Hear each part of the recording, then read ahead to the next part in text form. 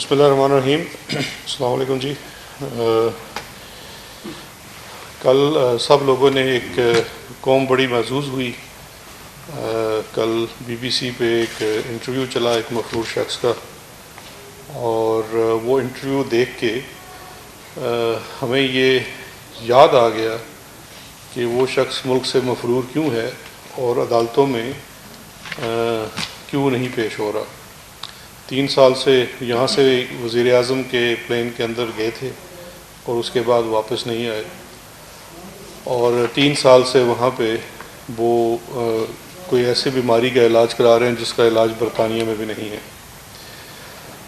Interview دیکھ کے جو چیز سب سے بڑی سمجھ میں آئی وہ یہ ہے کہ اگر یہ اسحاق ڈار صاحب جو بڑے ارسطو تھے، یہ ایک فورن جرنلسٹ کے کچھ سوالوں کا جواب نہیں دے سکتے، جو میں سمجھتا ہوں کہ آپ لوگ ظاہری بات ہے پاکستان میں ہم لوگ یہاں کے حالات واقعات اور چیزوں کو زیادہ بہتر سمجھتے ہیں. اگر ایک فورن جرنلسٹ کے سوالات کا جواب نہیں دے سکے تو یہاں پہ اگر کورٹ میں آ جاتے اور جو چارج شیٹ ہوئی ہے تو اس چارج شیٹ کا جواب کیسے دیتے، یا کٹہرے میں کھڑے ہو کے اکاؤنٹیبلٹی کورٹ کے جج کے سوالوں کا جواب کیسے دیتے. اور ڈار صاحب کا ماضی بھی میں تھوڑی سی یاد دہانی کرا دوں کہ ماضی میں بھی جب ان کو ایک دفعہ قانون کے شکنجے میں آئے تھے یہ، تو اس وقت بھی انہوں نے فوری طور پہ اقبالی بیان دے دیا تھا 164 کا حدیبیہ پیپر مل کے کیس میں، جہاں پہ انہوں نے سارا سچ اگل دیا تھا کہ جتنی منی لانڈرنگ قاضی فیملی کے نام پہ کی گئی تھی وہ شریف فیملی کے لیے کی گئی تھی. اب یہ جو انٹرویو کے بارے میں آپ سے گل صاحب ذرا تفصیل سے بات کریں گے. کچھ چیزیں انہوں نے جو بات کی وہ بھی بڑا ضروری ہے کہ آپ کے سامنے تھوڑا سا میں حقائق کو رکھ دوں کہ کس طرح سے وہ جتنے ایکسپوز تو انٹرویو میں ہو چکے وہ تو سب کے سامنے ہے، لیکن انٹرویو کے اندر بڑی کچھ مذاقہ خیز باتیں کی. ایک بات انہوں نے کہا کہ درجنوں لوگ نیب کی حراست میں ہلاک ہو چکے. اس کا مطلب ہے یار آپ لوگ بالکل اچھی رپورٹنگ نہیں کرتے. نیب کی حراست میں درجنوں لوگ ہلاک ہو گئے اور آپ میں سے کسی نے آج تک رپورٹ تک نہیں کیا. ڈار صاحب کو جا کے بی بی سی کے اوپر بتانا پڑا کہ نیب کی حراست میں درجنوں لوگ ہلاک ہو گئے. میرا خیال ہے چیئرمین نیب کو بھی اس کے اوپر کوئی ایکشن لینا چاہیے، کوئی انکوائری کروانی چاہیے کہ ایسے کون سے لوگ ہیں. ڈار صاحب کو بلا کے پوچھ لینا چاہیے وہ کون سے لوگ ہیں، کوئی ایک بندے کا بتا دیں جو ادھر ہلاک ہوا یا کبھی زخمی بھی ہوا.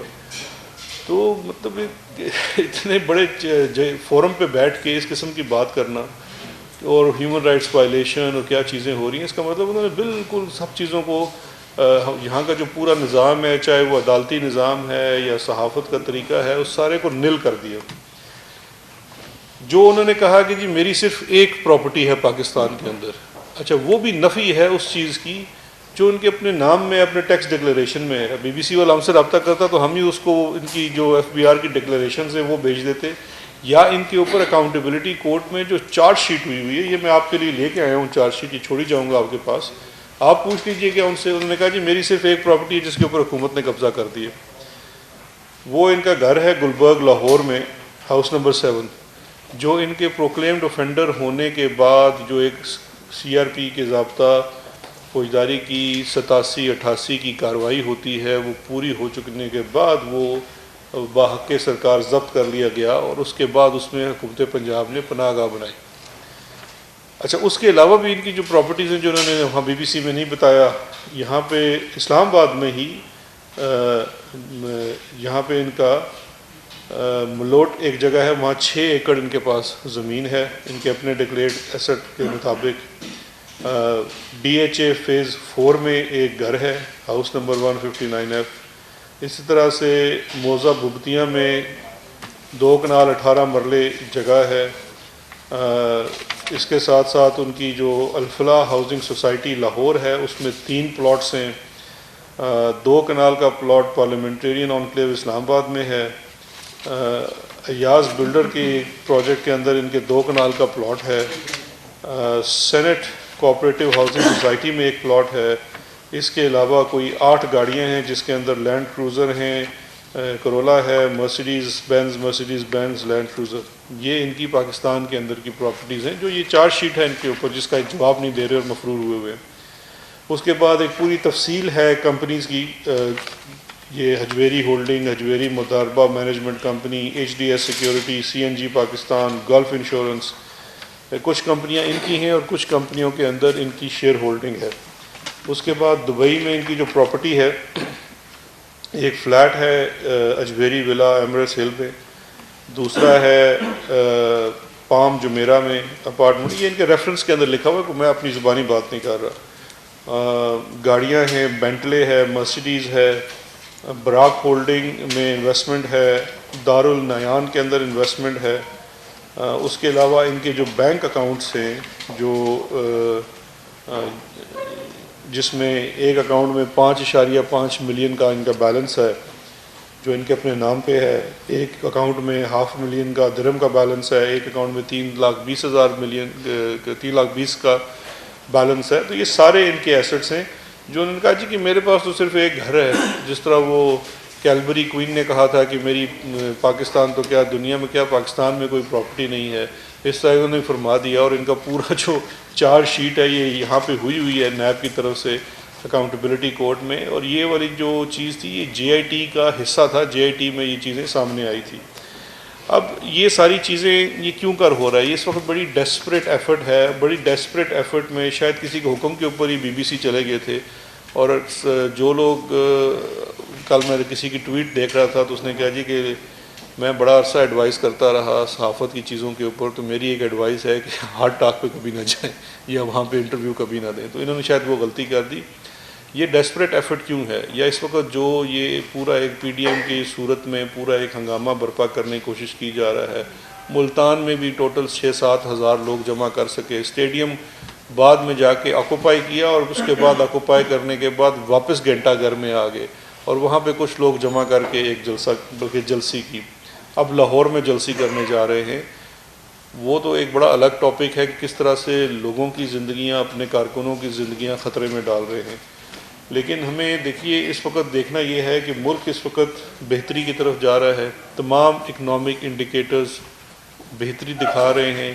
جس حالت میں ہمیں فائنانس ملا تھا اس سے بہت بہتری کی طرف ہے اور یہ عالمی ادارے اس چیز کو مانتے ہیں. چاہے وہ ہمارا ایکسپورٹ ہو جو اپورڈ ٹرینڈ ہے اس کا پرسنٹ بڑھ چکی ہے ایکسپورٹ پاکستان کی. فیصل آباد میں آپ جا کے دیکھیے اس وقت جو ایکسپورٹر ہے اسپیشلی وہ خوش ہے. کرنٹ اکاؤنٹ ڈیفیسٹ کم ہو چکا ہے، فورن ریزرو بڑھ چکا ہے. بڑی ایک تفصیل ہے.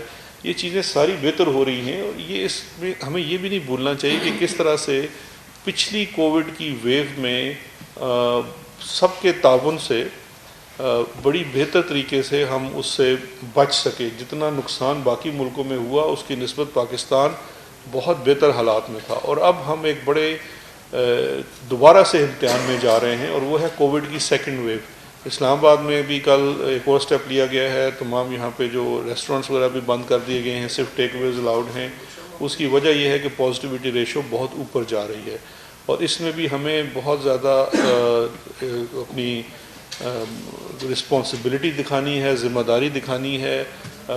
کووڈ سے بھی ہم نے پوری طرح سے لڑنا ہے، اپنے آپ کو بچانا ہے. اس سے ساتھ ساتھ بزنس کو بھی بچانا ہے. بیکاز پاکستان ان 2 ملکوں میں شامل ہے جو کووڈ کے باوجود جس کا جی ڈی پی پلس میں ہے، مائنس میں نہیں گیا چائنا کے بعد. تو یہ بھی ایک چیز ہمارے ذہن میں ہونی چاہیے. اور اس سب میں جو سب سے بڑی ایک یہ جو ڈسرپشن ہے وہ ڈسرپشن یہ ہے کہ آپ لارج پبلک گیدرنگ کر رہے ہیں اور جب وہاں سے فیل ہو رہے ہیں تو مختلف چیزوں میں جا رہے ہیں.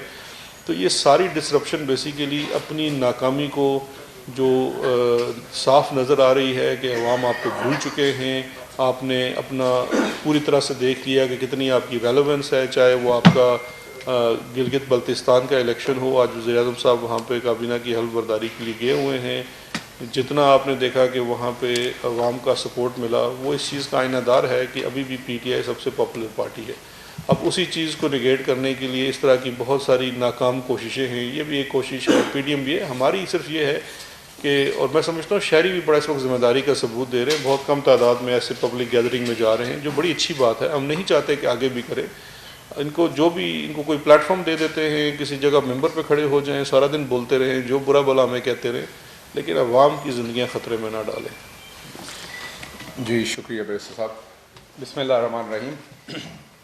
جی آج کی جو پریس کانفرنس تھی جیسے بیرسٹر صاحب نے فرمایا کہ مین اس کا پرپز یہ تھا کہ پاکستان کی عوام کے سامنے رکھا جائے کہ یہ کون لوگ ہیں یہ کون سی بدقسمتی تھی پاکستان کی جو ہوئی جس کی وجہ سے یہ ہمارے اوپر مسلط ہوئے، اور ان کو عادت پڑی تھی یہاں پر مل جل کے چند ایک صحافیوں کے ساتھ مل جل کے کویسچن فیڈ کر کے کٹ کر کے انٹرویو کرنے کی۔ ان کو کیا پتہ تھا کہ اسٹیون سیکر جو 56 سال کا ایک جوان ہے، کیپریکارن ہے، اس کی میرا خیال ایجوکیشنل بیک گراؤنڈ کا بھی نہیں پتہ تھا۔ انہیں اندازہ نہیں تھا کہ اس کے سامنے بیٹھنے پہ وہ جو مریم صفدر صاحبہ اکثر فرماتی ہیں ٹانگیں کانپ جاتی ہیں، ان کو شاید اندازہ نہیں ہوا کہ ٹانگیں اس طرح کانپتی ہیں۔ اگر کل مریم صاحبہ ذرا کسی کو بھیجتی ہیں اور اسحاق ڈار صاحب کا پاؤں پکڑ کے کوئی دیکھتا نیچے سے یا گھٹنا، تو پتہ لگتا کہ ٹانگیں کیسے کانپتی ہیں اور ٹانگوں کے اوپر سے پسینہ کیسے گرتا ہے۔ تو وہ کل قوم نے مظاہرہ دیکھا۔ لیکن اس میں جو سب سے تکلیف کی بات ہے وہ یہ ہے کہ یہ بھلے کرپٹ ہیں، مجرم ہیں، چور ہیں، لیکن ہیں تو آخرکار پاکستانی۔ جب یہ انٹرنیشنل میڈیا پہ رونا تو یہ رونے گئے تھے کہ پاکستان میں ہمیں میڈیا نہیں ملتا، ہمیں پاکستان کا میڈیا کور نہیں کرتا، ہمیں بات نہیں کرنے دی جاتی۔ تو جس ملک کے یہ باسی ہیں، جہاں کا قانون اس پہ امپلیمنٹ ہوتا ہے، جہاں پہ انہوں نے پناہ لے رکھی ہے، جہاں پہ بیٹھ کے یہ پاکستان کے آرمی چیف پہ حملے کرتے ہیں، جہاں پہ بیٹھ کے یہ پاکستان کے ISI کے ہیڈ پہ جو ہے حملے کرتے ہیں، پاکستان کے وزیر اعظم پہ حملے کرتے ہیں، پاکستان کی نیب کے بارے میں کہتے ہیں کہ وہاں پہ درجنوں لوگ مار دیے گئے ہیں، جہاں پہ بیٹھ کے یہ پاکستان کے وزیر اعظم کو فاشسٹ کہتے ہیں، جو بہت دیر سے ہمارے جو دشمن ملک ہیں وہ لگاتار یہ کوشش کر رہے ہیں کہ پاکستان کو ایک فاشسٹ سٹیٹ ڈکلیئر کروایا جائے۔ اور 2000 سے لے کے آنورڈ آپ نے دیکھا کہ 2 دہائی انہوں نے یہ کوشش کی، اور اب انہوں نے ناکام ہو کے اس بات کے اوپر گھٹنے ٹیک دیے، جس کا کریڈٹ پاکستان کے میڈیا کو جاتا ہے، جس کا کریڈٹ پاکستان کی افواج کو جاتا ہے، جس کا کریڈٹ پاکستان کی عوام کو جاتا ہے، اور پاکستان کی پوری قوم کو جاتا ہے کہ ہم نے مل کے وہ بیانیے کی جنگ لڑی جو ہمارے دشمن ملک جو ہمارے خلاف انٹرنیشنل میڈیا میں رکھے ہوئے تھے فاشسٹ اسٹیٹ ڈکلیئر کروانے کے لیے، وہ بھلے UN میں آپ دیکھ لیں یا کہیں اور۔ تو آج یہ منہ پھاڑ پھاڑ کے کہہ رہے ہیں کہ پاکستان ایک فاشسٹ ہے۔ جب ان سے پوچھا یہ گیا سوال کہ آپ بتائیے کہ عمران خان کون سا ایسا کام کر رہے ہیں جس سے وہ فاشسٹ ہیں، وہ چائنا کے ساتھ اسی طریقے سے جو پاکستان کی لانگ ٹرم پالیسی ہے اس سے بھی آگے بڑھ کے دوستی کی طرف جا رہے ہیں، کیونکہ پاکستان کے لیے وہ بہتر ہے۔ ریجنل جو ریلیشن شپ ہے ان میں دیکھیے افغانستان میں پیس میں پاکستان ایک لیڈنگ رول لے رہا ہے، اور عمران خان اس کو لیڈ کرتے ہوئے نظر آ رہے ہیں اس سارے پیس کے پروسیس کو۔ بھلے ہمارے مسلمان دنیا کے جو بڑے پلیئرز ہیں ان کے درمیان میں صلح جوئی ہو وہ، تو بتائیے پاکستان کہاں پہ فاشسٹ ہے یا عمران خان کہاں پہ فاشسٹ ہیں؟ تو اس کا جو جواب تھا، سوال گندم جواب چنا، وہ آپ نے دیکھ لیا۔ پھر ان سے پوچھا گیا کہ آپ بیمار تو لگتے نہیں، یہی انگریزی میں ایسے ہی کہا جا سکتا تھا مہذب طریقے سے، تو اس کا جواب یہ ہوا کہ آپ کو پتہ نہیں وہاں پہ کیا ہوتا ہے، وہاں ہیومن رائٹس کیا ہیں۔ پھر انہوں نے ان سے سوال پوچھا گیا کہ آپ 5 سال انتظار نہیں کر سکتے، آپ کو اتنی جلدی کس چیز کی ہے؟ اگر عمران خان کو مینڈیٹ 5 سال کا ملا ہے تو آپ انتظار کر لیجئے 5 سال، اور اس کے بعد جا کے جب، اور یہ بھی کہا گیا کہ ابھی تو آپ یہاں بیٹھے ہیں، اگر آپ پاکستان جانا پسند فرمائیں گے تو تب آپ وہاں جا کر الیکشن لڑ لیجئے گا۔ تو اس کا جواب دیا گیا کہ ہمارا الیکشن چوری ہوا تھا، جو ہم بہت دیر سے آپ کو بتا رہے تھے یہاں پر کہ اگر الیکشن چوری ہوا تھا تو پٹیشنز آنی چاہیے تھی، تو آپ کو 2013 اور 2018 کی جو پٹیشنز ہیں ان کا موازنہ کرنا پڑے گا۔ آپ کو یہ دیکھنا پڑے گا کہ 2018 میں ہم نے پنجاب سے زیادہ پٹیشنز کی ہوئی ہیں، کیونکہ یہ صرف ہے ہی اب پنجاب کی پارٹی، تو اس لیے میں صرف پنجاب کی بات کر رہا ہوں، باقی تو انہوں نے کہیں سے سیٹیں نہیں جیتیں، تو یہ پنجاب کی پارٹی ہے، پنجاب میں یہ ہارے اور جیتے ہیں، تو پنجاب میں ان سے ہماری پٹیشن زیادہ ہیں الیکشن میں۔ ہر طرح سے ہم کلیم کرتے ہیں کہ ہمارے ساتھ شاید باقاعدگی کوئی ہوئی، یا ہمارے ووٹ صحیح نہیں گنے گئے، یا کوئی چیز بھی جو بھی ہو سکتی ہے۔ ہمارے ملک میں آپ کو پتہ ہے الیکٹرانک ووٹنگ سسٹم نہیں ہے، چیزیں ہو سکتی ہیں۔ تو اس کا جواب یہ جب اینکر نے دیا کہ یورپی یونین کے مبصر نے کنکلوسیو سٹیٹمنٹ دی ہے کہ آپ الیکشن جو ہے وہ فیئر ہوئے، ایک ٹرو مینڈیٹ کے ساتھ گورنمنٹ آئی، تو انہوں نے کہا پوری رپورٹ پڑھیں۔ بندہ پڑھا لکھا ہو تو اس کو شاید یہ پتہ ہوتا ہے، ایون وکیل صاحب ساتھ بیٹھے ہیں، اب جلدی سے کوئی پٹیشن بھی پڑھیں تو پریئر کو پڑھتا ہے بندہ کہ یار مانگا کیا جا رہا ہے، یا جج صاحب کا ڈیسیجن ہو تو اس میں جو آخری پیراگراف ڈیسیجن کا ہوتا ہے، کنکلوژن کا ہوتا ہے، وہ ساری چیز کو سم اپ کرتا ہے. جتنی بھی پہلے بحث ہوتی ہے, اگر اس کے اوپر آپ کوئی کنکلوسیو اسٹیٹمنٹ دے رہے ہیں تو وہ اس کا ارک ہوتا ہے, وہ اس کا جوس ہوتا ہے آخر پہ. تو وہ بھی ان کو ٹیوشن پڑھانی پڑی ڈار صاحب کو.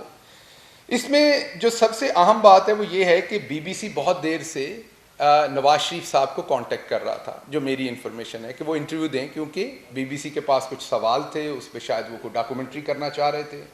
پہلے تو وہ بیماری کا بہانہ لگاتے رہے, پھر اب جب وہ پاکستان میں جلسوں میں خطاب کر رہے ہیں تو پریشر بڑھ گیا انٹرویو کا.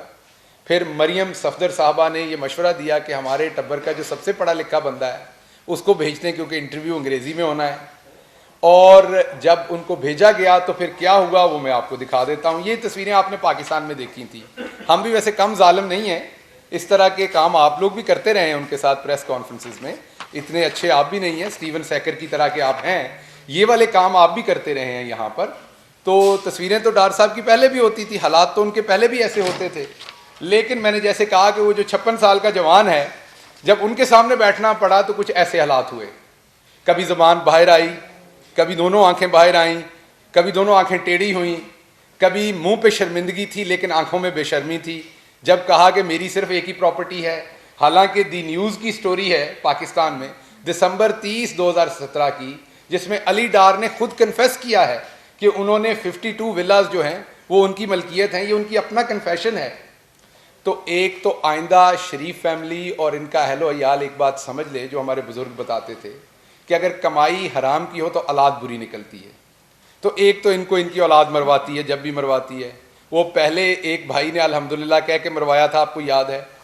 اس کے بعد مریم بی بی نے کہا تھا میری لندن تو کیا پاکستان میں بھی کوئی پراپرٹی نہیں ہے. اور اب آپ علی ڈار صاحب کا ایک تو یہ کنفیشنل سٹیٹمنٹ ہے, باپ کہہ رہا ہے کوئی پراپرٹی نہیں ہے. اسی انٹرویو میں کیونکہ جو آگے بندہ بیٹھا ہوا ہے, اب صحافی تو زیادہ ہمارے پاکستان میں بھی جو 99% ہے وہ اچھی صحافت کرتے ہیں, کئی دفعہ یہ کسی طریقوں سے وہ کٹوا دیتے ہیں سٹوریز, یا انٹرویو دیتے ہی ایسے لوگوں کے ساتھ ہیں جن کے ساتھ ہاتھ ملے ہوں. آپ کی طرح تو انڈیپینڈنٹلی تو بیٹھتے نہیں ہیں. آپ کو وہ بھی موقع یاد ہوں گے جب اسحاق ڈار صاحب فرماتے تھے کہ یہ صحافی نے سوال کیوں کیا, اسے پریس کانفرنس سے باہر نکال کے پھینکو. وہ ویڈیو آپ کے پاس موجود ہے. یہ ورڈ تھے کہ اسے باہر پھینکو یا باہر نکالو, شاید دونوں میں سے ایک لفظ تھا. اب اسٹیون سیکر کو تو باہر نہیں نکالا جا سکتا تھا وہاں سے, اسٹوڈیو سے. اور دوسرا میں کمال ایک اور بات کرتا ہوں جو میرے خیال میں پاکستانی میڈیا کو بھی اب کرنی چاہیے. ہمارے ہاں اینکر کی شکل بہت دکھاتے ہیں ٹی وی پہ, جو کل میں نے سیکھا 90% ٹائم انہوں نے ہوسٹ کے چہرے پہ رکھا, کیونکہ اینکر کو تو سارے جانتے ہی ہوتے ہیں, دیکھتے ہوتے ہیں. اس سے ایک بات بڑی اچھی لوگوں کو سمجھ آئی کہ جواب دیتے ہوئے ہی تاثرات نہیں ہوتے, جب اینکر سوال پوچھ رہا ہوتا ہے تب بھی تاثرات معنی خیز ہوتے ہیں. جیسے جب انہوں نے سوال کیا کہ پاکستان کی عوام اب مہنگائی وہاں پر ہے, انفلیشن زیادہ ہے, اور اس پہ اسحاق ڈار کی جو خوشی تھی نا وہ دیدنی تھی, کیونکہ پچھلے 15-20 منٹ سے وہ سلاٹر ہو رہے تھے تو انہیں لگا کہ اب نکلنے کا کوئی رستہ بنا. تو اگلا سوال انہوں نے جب داغا, جس میں انہوں نے کنیکٹ کیا کہ آپ ہی کی لوٹ مار ہے بنیادی طور پہ, جس کو آج عوام بھگت رہی, تو پہلے حالات برے ہیں, آپ اور حالات برے کرنے جا رہے ہیں. تو وہ جو کنٹراسٹ تھا ان کے چہرے کا ود ان دوز سیکنڈز, تو میں جیسے ہمارے کچھ اچھے دوست پروڈیوسرز ہیں, راجہ عدیل اور بہت سارے, ان سے بھی میری گزارش ہے کہ آپ یہ ٹیکنیک بھی رکھیں کہ اس طرح کا, ایون جب بیرسٹر صاحب بھی بیٹھیں تو ذرا کیمرہ جو ہے وہ ہوسٹ پہ رکھیں اور ان کے تاثرات بھی دیکھیں, جو ہم نے ہر چیز میں سے ہم سیکھتے ہیں. تو کل ایک ٹیکسٹ بک کیس بنا ہے ڈار صاحب کا, پہلے بھی انہوں نے آپ کے سامنے 2000 میں کنفیشنل سٹیٹمنٹ دی تھی. اور پاکستان کی تاریخ میں منی لانڈرنگ, چوری چکاری میں اگر کسی کو دائی کا درجہ حاصل ہے تو اسحاق ڈار ہیں. وہ ان تمام جرائم کی دائی ہیں, کیونکہ ان کو ان تمام جرائم کو میرے خیال میں تو پیدا کرنے والے ہیں وہ ہیں, ان کا طریقہ بتانے والے وہ ہیں. اور کل جو ان کا وہاں سلاٹر ہوا اس کی بڑی وجہ یہ بھی تھی. پھر سوال یہ پوچھا گیا کہ جب کہا گیا جی کہ پاکستان کی جو کرنٹ اسٹیبلشمنٹ ہے, آرمی ہے, وہ عمران خان کے ساتھ ملی ہوئی ہے اور ہمارے خلاف ہے اور ملک کو بڑی بری طرف کو لے کے جا رہے ہیں. تو سوال پوچھا گیا کہ آپ جب ضیاء الحق کے ساتھ تھے تو کیا تب یہ ٹھیک تھا, کیونکہ وہ آپ کے ساتھ کام کر رہے تھے, آپ کو پرورش کر رہے تھے, آپ کو تگڑا کر رہے تھے, تو آپ خوش تھے. آج اگر آپ کی اکاؤنٹیبلٹی ہو گئی ہے یا آپ کو عدالتوں کا جواب دینا ہے تو آج آپ ناراض ہیں. تو اس کا جواب آپ کے سامنے تھا, کیا تھا کون سی تھیری تھی سر وہ مجھے بھول گیا, ایولیوشن کے کون سی کو, ڈارون کی, وہ جو بندر سے انسان بننے کی ایک تھیری تھی, وہ تھیری پیش کر دی گئی. وہ ان کا قصور نہیں, وہ بکھلائے ہوئے تھے, وہ یہ کہنا نہیں چاہتے تھے یقین کریں, وہ ہرگز نواز شریف صاحب کو بندر نہیں کہنا چاہتے تھے, یہ یقین کیجیے آپ. وہ ان کی عزت کرتے ہیں, سمدھی ہیں, وہ ان کے لیڈر ہیں, مجھے قطعی یقین ہے کہ انہیں بندر نہیں کہنا چاہ رہے تھے, لیکن وہ بکھلا اتنے گئے. میں نے بتایا کہ 56 سال کا ایک جوان آدمی سامنے بیٹھ کے انٹرویو لے رہا تھا, اور اس سے مجھے تو انٹرویو لینے کا بھی سمجھ آئی, بہت کچھ میں نے سیکھا. مجھے امید ہے اور بھی بہت سارے لوگ سیکھیں گے جن کو نواز شریف صاحب انٹرویو دیتے ہیں, اور کچھ تو بہت ہمارے میجورٹی تو ہمارے بہت اچھے صحافی ہیں, لیکن جو صحافی نواز شریف صاحب کا انٹرویو لیتے ہیں یا مریم صاحبہ کا انٹرویو لیتے ہیں, کیونکہ وہ بغیر ملی بھگت کے تو انٹرویو وہاں ہوتا نہیں ہے, تو ان کو بھی سیکھنے کو موقع ملا ہوگا کہ انٹرویو کیسے لیا جاتا ہے. آخری بات جو میں نے آپ کے سامنے رکھنی تھی وہ یہ رکھنی تھی کہ ایک بات طے ہے کہ جب ان کو یہ بار بار سوال کیا جاتا ہے کہ ہمیں یہاں میڈیا پہ نہیں آنے دیا جاتا, تو یہ ویلکم ہے, یہ پاکستان کے میڈیا پہ بھی آئیں, صرف ان کو عدالتوں میں پیش ہونا پڑنا ہے. پہلے پاکستان آئیں, عدالتوں میں اپنا کیس لڑیں, اپنے آپ کو ایبسکانڈر سے ایک نارمل انسان بنے. تو پاکستان کا میڈیا کھلا ہوا ہے, اگر آپ کے باقی سارے ٹبر کے لیے کھلا ہوا ہے تو آپ کا ہمیں کیا مسئلہ ہے. آپ کیا بول سکتے ہیں, کیا بات کر سکتے ہیں, وہ کل سب نے دیکھ لیا. اور یہی بات پرائم منسٹر عمران خان ان کے بارے میں 24 سال سے کہہ رہے تھے کہ یہ ان پڑھ ہیں, جاہل ہیں, نالائق ہیں, کرپٹ ہیں, اور یہ پاکستان کے لیے کبھی عزت کا باعث نہیں بن سکتے. آگے سے جو اگلی نسل ہے وہ بھی آپ کے سامنے ہے. مریم صاحبہ جب بولتی ہیں ان کے منہ سے بھی جھوٹ نکلتا ہے, وہ بھلے ملتان کی جلسی کے اندر ان کی تقریر ہو, بھلے کسی اور میں ہو, آپ کے سامنے وہ تواتر کے ساتھ جھوٹ بولتی ہیں. تو ان کا وتیرہ یہ ہے کہ اتنا جھوٹ بولو کہ وہ سچ لگے. یہی کوشش کل بی بی سی کے سامنے کرنے کی کوشش کی گئی.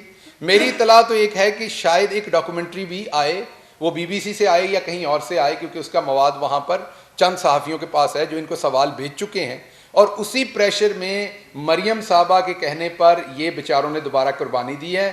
یہ زیادتی کر رہے تھے ان کے بارے میں کہ انہوں نے چوز کیا وہاں انٹرویو دینا, میرا نہیں خیال وہ چوز کیا, انہیں ذبح ہونے کے لیے سامنے بٹھایا گیا ہے, کیونکہ وہ خاندان کے سب سے پڑھے لکھے آدمی تھے. اور اگر پڑھے لکھے بندے کا حال یہ ہے تو آپ خود سوچ لیں کہ انٹرویو میں کہا کہ میری کوئی پراپرٹی نہیں ہے, اور پھر جب اگلا سوال داغا گیا تو میری ایک پراپرٹی ہے, پھر داغا گیا تو پھر بالکل ہی جواب کسی اور طرف لے گئے. حالانکہ آپ کے سامنے میں نے بتایا دسمبر 30, 2017 ان کے بیٹے کا کنفیشنل سٹیٹمنٹ ہے, جو یہ کہہ رہے ہیں دبئی میں ان کا ایک ولا ہے کہ ہمارے 52 ولاز ہیں. تو بنیادی طور پر عوام کے سامنے یہ رکھنا چاہ رہے ہیں کہ یہ ان کا اصل چہرہ ہے. جو کل بی بی سی میں ہوا, جو پاکستان کے لیے ایز اے پاکستانی میرے لیے شرمندگی ہے. جو ہماری پولیٹیکل مخالفت اپنی جگہ, یہاں بیٹھ کے میں جملے بازی بھی کروں گا, اٹیک بھی کروں گا, لیکن اگر یہ والے کام آپ اردو میں کر لیا کریں, کیونکہ آپ چوری چکاری بھی اردو میں ہی کرتے ہیں, آپ کا تمام کاروائی پنجابی اور اردو میں, آپ سری پائے بھی اردو میں ہی کھاتے ہیں, تو آپ جب مال پانی اردو میں کھاتے ہیں تو میری آپ سے 10 بدس گزارش ہے کہ آپ انٹرویو بھی اردو میں ہی دے لیا کریں. یہیں گھر اپنے کسی بندے سے بےزتی کروا لیا کریں, کاشف صاحب بیٹھیں یا دوسرے دوست بیٹھیں, کدھر انہی کے ہاتھوں میں ذلیل ہو لیں, ادھر گھر کی بات گھر رہ جائے گی. آپ ادھر سٹیون سیکر کے ہاتھوں ذلیل ہونے گئے ہیں, اور بی بی سی میں بیٹھ کے آپ نے پاکستان کے لیے بھی ہزیمت اٹھانے کی کوشش کی, پاکستان کے پرائم منسٹر کو فاشسٹ کہہ کے چھپنے کی کوشش کر رہے ہیں. اس کا آپ کو مشورہ ملا کہ آپ عدالتوں میں جائیے. آپ نے کہا میں ابھی بھی بیمار ہوں, عدالتوں میں جائیے. آپ نے پاکستان کے آرمی چیف کے اوپر الزام لگایا تو پوچھا گیا جو پہلے آرمی چیف آپ کو سپورٹ کرتے تھے ان کا کیا بنا. تو بنیادی طور پر عوام کو یہ انٹرویو بار بار دیکھنا چاہیے. میں نے کسی سے ریکویسٹ کی ہے, بی بی سی کو کریں گے ایک, کیونکہ ان کے کاپی رائٹس ہیں, کہ اگر وہ اسے اردو میں ڈب کر کے پاکستان کی عوام کو دکھائیں, یہاں کے وزیر خزانہ رہے ہوئے ہیں, کہ یہ قابلیت تھی ان لوگوں کی جو وزارت خزانہ میں یقین کیجئے میرٹ پہ ایک کلرک نہیں بن سکتے, وہ ہمارے وزیر خزانہ رہے ہیں. یہ نہیں بتا سکتے کہ میری ایک پراپرٹیز ہیں یا زیادہ پراپرٹیز ہیں.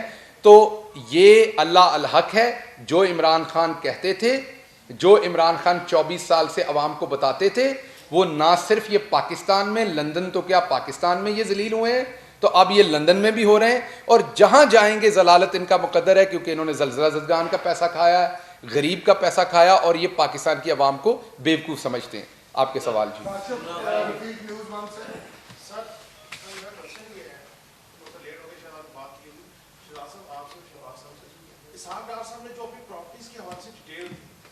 آپ کے پاس ان کی ڈیٹیلز ہوگی, آیا اب ان کی پراپرٹیز کی ڈیٹیل جی یہ میں آپ لیٹ آئیں, یہ میں نے پوری یہ کی چارج شیٹ ہے, یہ اکاؤنٹیبلٹی کوڈ کا پبلک ڈاکومنٹ ہے, یہ آپ لے جائیے گا سر. اور ان کے بیٹے کی وہ کنفیشنل سٹیٹمنٹ بھی وہ شاہ زیب خانزادہ کے شو پہ بھی تھی, اور نیوز میں وہ سٹوری بھی چھپی ہوئی ہے, ڈیٹ میں نے آپ کو بتا دی. سر میرا آپ سے سوال یہ ہے کہ آپ کہہ رہے ہیں کہ اسحاق ڈار پاکستان میں کسی کا سامنا کریں. ابھی کچھ روز پہلے شبلی فراز نے یہاں پر پریس کانفرنس کرتے ہوئے کہا تھا کہ 15 جنوری تک پاکستان میں نواز شریف ہوں گے, انہوں نے یہ دعویٰ کیا تھا. تو اس حوالے سے آپ بتائیں کہ آپ حکومت اس حوالے سے کیا اقدامات کر رہی ہے کہ وہ نواز شریف کو واپس لے کے آئے, اور اسحاق ڈار کو آپ لوگ واپس کیوں نہیں لے کے آئے؟ یہ آپ کا سوال ہے سر. دیکھیے جی, دو مختلف کیسز ہیں. ایک اسحاق ڈار کا کیس ہے اور نواز شریف کا. اسحاق ڈار ایک ایکیوزڈ ہیں, ملزم ہیں, اور ان کو واپس لانے کے لیے ایکسٹریڈیشن ریکویسٹ بھی فائل کی گئی ہے. اور اس ایکسٹریڈیشن ریکویسٹ کے اوپر 1 سال پہلے برطانیہ سے ہمارا, کیونکہ ہماری ان کے ساتھ ایکسٹریڈیشن ٹریٹی نہیں ہے, تو ان کو لانے کے لیے جو پہلا سٹیپ ہوتا ہے وہ رضامندی کے طور پہ برطانوی حکومت نے پاکستان حکومت کے ساتھ ایک MOU سائن کیا ہے, جس کے تحت جب اس کا کیس لیگل پروسیس ہو جائے گا برطانیہ میں تو انہیں پاکستان بھیج دیا جائے گا. وہ ایک پروسیس ہوتا ہے امیگریشن کا, یہاں پہ بھی جو کیس آتے ہیں اس میں کچھ وقت لگتا ہے. اس میں ایک رکاوٹ شاید یہ بھی ہے کہ ہماری اطلاعات ہیں, آلدو برطانوی حکومت اپنے قانون کے مطابق یہ کنفرم نہیں کر سکتی کہ کسی نے اسائلم اپلائی کیا ہے یا نہیں کیا, لیکن صحافی جیسے یہاں بھی ہر جگہ پہنچ جاتے ہیں, وہاں بھی تو ہماری اطلاع ہے کہ انہوں نے شاید اسائلم بھی اپلائی کیا ہوا ہے. تو اسحاق ڈار نے, جو نواز شریف صاحب کا کیس ہے وہ تھوڑا سا مختلف ہے اسحاق ڈار سے. نواز شریف ایک کانوکٹ ہے, سزا یافتہ مجرم ہے, اور برطانیہ گئے ہیں وزٹ ویزا کے اوپر, اور وزٹ ویزا کا ایک اپنا قانون ہے برطانیہ کے, ان کے اپنے اسٹیبلشڈ پبلشڈ نوٹیفائڈ رولز ہیں امیگریشن کے, 1976 کے ہیں شاید. اس سلسلے میں ہم نے برطانوی حکومت سے رابطہ کیا ہے, اور لیٹلی آپ کو یاد ہے کہ میں نے برطانوی جو ان کی وزارت داخلہ کی سے ہیں سیکرٹری پریتی پٹیل, انہیں ایک آفیشیل خط بھی ارسال کیا تھا جس میں ہم نے ایکسپلسٹلی نواز شریف صاحب کی ڈپورٹیشن ڈیمانڈ کی ہے. اور ڈپورٹیشن اس لیے ڈیمانڈ کی ہے کیونکہ ایکسٹریڈیشن کا جو پروسیس ہے وہ ایک الگ پروسیس ہے. ہمارا یہ کہنا ہے کہ نواز شریف ایک سزا یافتہ مجرم ہیں, جن کو پاکستان میں 7 سال سزا ہوئی ہے. وہ اپنی سزا کے دوران ایک انڈرٹیکنگ کے تحت برطانیہ گئے اپنا علاج کرانے کے لیے, اور اس وقت ان کو پاکستان کی عدالتوں نے بھی پروکلیم ریفینڈر ڈکلیئر کر دیا ہے. ان کے اوپر آرڈر ہے کہ واپس آ کے اپنا سینٹنس سرو کریں. تو اس لیے ان کا جو وزٹ ویزا ہے وہ کینسلیشن بنتی ہے آپ کے اپنے قانون کے مطابق. اور اس پیرائے میں برطانیہ پاکستان کے ساتھ ان کا ہمارا ایک معاہدہ بھی ہے. جو ڈپورٹیشن میں بہت سارے پاکستانی جو ویزا وائلیشن کرتے ہیں یا کوئی بھی وہاں پہ کوئی ایشو ہوتا ہے جو کہ ویزا کے اوپر ہے, وہاں کے نیشنل نہیں ہیں, انہیں برطانیہ ڈپورٹ کرتا ہے. میں کل ہی دیکھ رہا تھا ان کے وزارت جو یہ داخلہ کی سیکرٹری ہیں, انہوں نے ایک ٹویٹ کی ہوئی تھی کسی اور ملک میں, افریقہ کے کسی ملک میں, شاید زمبابوے میں تھا یا کہیں اور, ڈپورٹیشن کے لیے. ہمارے ہاں بھی اس وقت اگر دیکھیں پچھلے 4 سالوں میں تو شاید 10 فلائٹس آ چکی ہیں ڈپورٹیز کی. تو ہمارا یہ مطالبہ بالکل جائز ہے برطانوی حکومت سے, اس کے اوپر ہماری ان سے بات چیت چل رہی ہے. برطانیہ میں آپ کو پتہ ہے آج کے دن تک لاک ڈاؤن تھا لنڈن میں.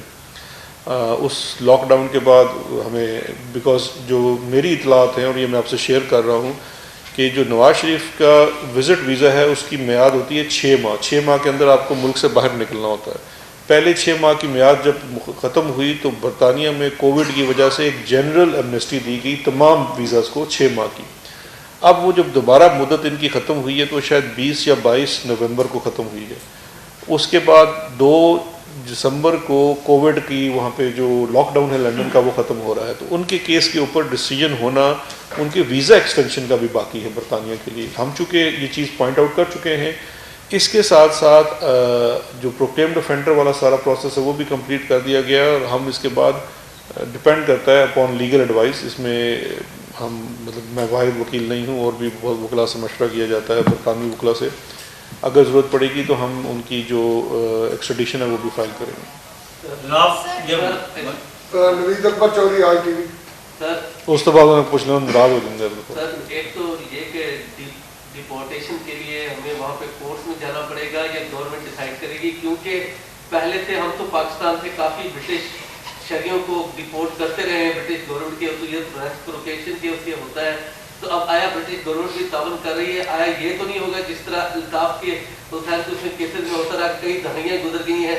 दूसरा सर ये है कि एब्सकॉन्डर है जो दार साहब है, तो एब्सकॉन्डर के लिए भी इस तरह का होना चाहिए कि उनको कवरेज वाइड कवरेज ना मिले पाकिस्तानी टीवी चैनल पे जिस तरह से मुजरम को नहीं मिलती, क्योंकि एब्सकॉन्डर भी तो दातों ने करार दिया है, तो इसमें थोड़ी और सर इसहाक डार के केसेस की अब किस नोयत पे है, कहाँ पे खड़े हैं? देखें जी, दो चीज़ें हैं। पहली तो जो आपने सवाल किया कि उनकी डिपोटेशन, हम चूँकि हुकूमत बिल्कुल हमसे तावन कर रही है, बरतानवी हुकूमत, उसमें हम उनसे राब्ते में भी हैं। ये कोविड की वजह से थोड़ा सा जो डिसीजन है वो उसमें ताख़ीर हो रही है, लेकिन ये एडमिनिस्ट्रेटिव डिसीजन होता है, एग्जेक्टिव डिसीजन है डिपोटेशन का, ये अदालत से नहीं होता। हाँ, जब एग्जेक्टिव डिसीजन ले ले तो उनके पास एक चॉइस होती है इसको रिव्यू करवाने की, तो वो रिव्यू के लिए ज़रूर जा सकते हैं अदालत में, उस पर उनका ग्राउंड देखा जाएगा। वो मुकदमा फिर बरतानवी हुकूमत खुद लड़ेगी कि अगर वो उनको डिपोर्ट करती है तो वो सूरत में होगा। जो इसहाक डार साहब की कवरेज की बात की है तो उसके ऊपर तो ऑलरेडी एक जजमेंट है, शायद इस्लामाबाद हाई कोर्ट की है या पैमरा की है, आई एम नॉट श्योर, लेकिन वो कवरेज से रोकती है कि जो प्रोक्लेम्ड ऑफेंडर है उसको मीडिया के ऊपर इस तरह से कवरेज नहीं दी जा सकती। BBC का जो इंटरव्यू है वो चूँकि बरतानिया में हुआ है तो एक्स्ट्रा टेरिटोरियल है, इसलिए उसको आप कुछ नहीं कर सकते। सर आप अर्ज करनी थी कि नवाज शरीफ मनी लॉन्ड्रिंग जो है केस उन पर बना हुआ है और आप इंग्लैंड से बरतानिया से उनके आवाज़ में, लेकिन उससे पहले अल्ताफ हुसैन जो बड़ा कौम उसकी हवालगी का मुतालबा क्यों नहीं कर रहे आप? मनी लॉन्ड्रिंग का केस, कत्लों के केस उस पर भी हैं, तो उसकी नंबर 2 ये अर्ज करनी थी आप दोनों हजरात से सारी कि आप लोगों को इसहाक डार की मामूली सी बातें भी पे नज़र रखी आपने, लेकिन पाकिस्तान के अंदर जो मामलात आवाम के हैं, ना महंगाई पर नज़र है, ना आपकी बेरोज़गारी पे नज़र है, तो इसकी ये इतना तदाद क्यों है? पहले सवाल का तो मैं जवाब दे देता हूँ। जो पहला सवाल आपने किया था जो अल्ताफ, जी अल्ताफ हुसैन के केस में दूसरे भाई ने भी सवाल किया था। डिफरेंस ये है कि पिछली 3 हुकूमतें जो आई उन्होंने अल्ताफ हुसैन के मामला, या 2 हुकूमतें पिछली थी, उन्होंने बिल्कुल सीरियसली नहीं उठाए। ये हमारे ही गवर्नमेंट के अंदर हुआ है कि पिछले 1.5-2 साल के अंदर अल्ताफ हुसैन मनी लॉन्ड्रिंग के लिए बरतानिया में चार्ज भी हुआ है। आपको ये केस लीगली हिस्टोरिकली देखना पड़ेगा। अल्ताफ हुसैन को पहले असाइलम मिला, असाइलम के बाद वो ब्रिटिश नेशनल हो गया। अल्ताफ हुसैन पाकिस्तान में सिर्फ मनी लॉन्ड्रिंग के केसेस में मतलूब नहीं है, कत्ल के केसेस में मतलूब है। कत्ल के केसेस के अंदर सज़ाए मौत होती है। बरतानिया का कानून है कि वो किसी उस शख्स को वहाँ एक्स्ट्राडाइट नहीं करेंगे जिसके ऊपर कत्ल का इल्ज़ाम भी हो और उसको फांसी की सज़ा हो सकती हो। तो और इसमें दूसरा सबसे बड़ा जो हमें प्रॉब्लम था, बॉटलनेक थी, कि इस मुल्क से जहाँ पे फांसी की सज़ा होती है ना वहाँ एविडेंस दिया जा सकता है ना भेजा जा सकता है।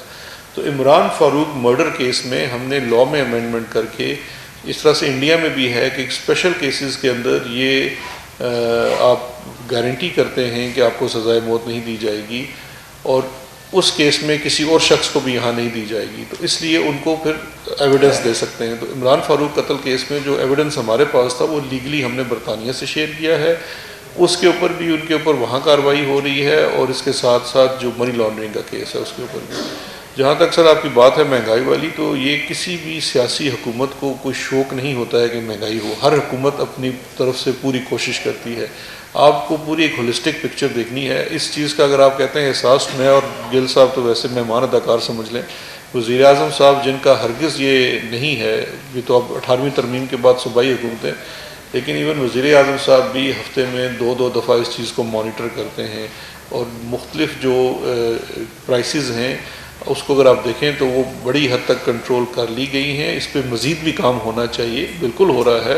इसके साथ साथ जिस मुश्किल हालात में हम हैं, कोविड में हैं, सबसे बड़ा हिस्ट्री का एहसास प्रोग्राम जिसमें जो बिल्कुल निचला तबका है उसकी मावनत के लिए अभी दोबारा से कोविड में आ रहा है। इंशाअल्लाह हम इसमें दोबारा करेंगे। पनाहगाह के प्रोग्राम से हमें जो भी काम करना है अपने वसाइल के अंदर रह के करना है, उसके हाथों मजबूर है। Thank you ji.